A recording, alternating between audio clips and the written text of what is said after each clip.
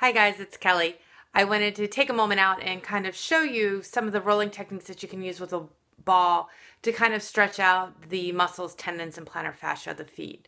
As we talked about in the lecture, keeping the feet supple and moving are really, really important. And using a ball is a great way to get in there and really stretch out. There's lots of different balls on the market. I'm particular to certain balls, but certainly anything from tennis balls to lacrosse balls to squash balls to golf balls work. It really depends on what your client can tolerate. Some guys can only tolerate really soft balls like flat tennis balls. Other people love having a golf ball. So I recommend having kind of a bag of balls and letting people kind of try out what works for them. This is a great way to start a class. It's a great way to stretch out the feet before you do a lot of standing poses. So I'll kind of show you some of the ways that I use the ball to stretch out. So these can be done in sitting. They can be done sitting in a chair, which is my preferred position because then everyone's alignment's pretty good. And you can also do it in standing, which balance comes into play. So you might want to do it with someone holding onto a wall or to a chair. So you take the ball and you put it underneath the foot.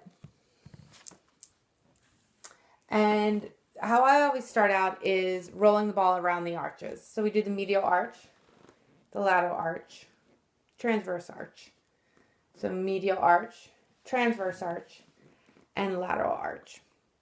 And then I also have them run down each toe. So from the calcaneus, which is kind of here, not kind of here, is here, all the way up to the big toe mound. And then I go to the second toe and go all the way down to the calcaneus. And then I go up to the third. And all the way down, making sure that I hit all the toes.